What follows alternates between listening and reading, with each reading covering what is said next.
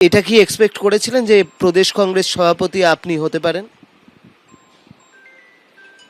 দেখুন, প্রথম কথা, আজকে সকাল থেকে যারা ফুল নিয়ে আসছে এবং কাল যখন আমাকে প্রদেশ সভাপতির নাম ঘোষণা হয়েছে, আমি প্রত্যেকের কাছে একটা কথাই বলেছি, मीरा सफेद तुरंत खुले, भरपूर झाग दे और इसकी स्मार्ट साइंस दे स्मार्ट केयर और फ्रेशनेस। मेरी चॉइस मेरा सफेद। রাত 1টা-1:30 পর্যন্ত আমার বাড়ির সামনে কেউ বাজনা, কেউ, আমি তাদের প্রত্যেককে বলেছি যে কলকাতা এমন একটা মুহূর্তে চলছে, বাংলা এমন একটা পরিস্থিতিতে চলছে, এই সময় কোনো বাজনা নয়, কোনো উচ্ছ্বাস নয়, কোনো আবির খেলা নয়, কোনো ফুল নয়, এটা আমাদের দলীয় রদবদল। একজন সভাপতি তিনি ছিলেন, নির্দিষ্ট সময়ে যে নিয়ম অনুযায়ী থাকেন, তারপরে এক সময় চলে যেতে হয়।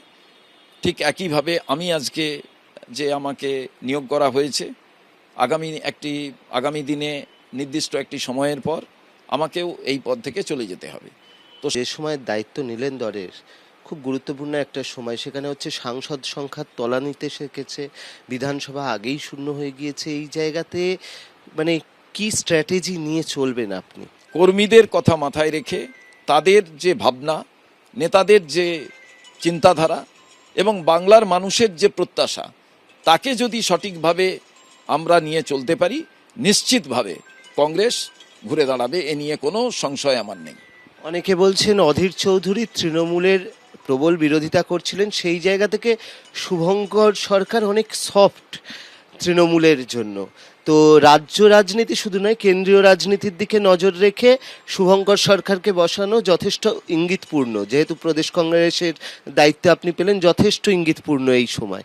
আপনার সঙ্গে তাহলে তৃণমূলের সম্পর্কটা ঠিক কিরকম হবে? আর আপনি কি সত্যিই soft liner? Soft liner, hard liner, আমি এসব জানি না। আমার প্রায়োরিটি, আমি প্রথম ভাবি মানুষ যেটা চাইছে তার দিকেই আমাদের দলকে চালিত করতে হবে। তৃণমূল আমার কাছে একটি রাজনৈতিক দল। সেই তৃণমূল যদি গণতান্ত্রিক পরিবেশকে সঠিকভাবে রক্ষা করতে পারে, তাহলে আমি তৃণমূলকে অহেতুক তো তার বিরোধিতা করব না, আমার দলের কথা নিশ্চিত বলবো। কিন্তু কালকে কোনো ফ্যাক্টরি তৈরি হবে, পশ্চিমবাংলার শিল্পের উন্নয়ন ঘটাবে, আমি নিশ্চিতভাবে সরকারকে সমর্থন করব। কিন্তু সেই শিল্প তৈরি করতে গিয়ে তখন দেখা যাবে যে তৃণমূলের লোকেরা চাঁদা তুলছেন, তার তো আমি বিরোধিতা করব। আমরা গতদিন পর্যন্ত লেফটের সঙ্গে ছিলাম, আমি সেখানে লেফটের যারা সিনিয়র লিডারশিপ তাদের সঙ্গে প্রচার করেছি। আমি আর সভাপতি হয়েছি, আমি যদি এক্ষুনি বলে দিই যে না আমি লেফটের সঙ্গে নেই, আমি কি এক্ষুনি বলে দিই আমি তৃণমূলের সঙ্গে আছি, আমি তৃণমূলের সঙ্গে নেই, আমি লেফটের সঙ্গে নেই?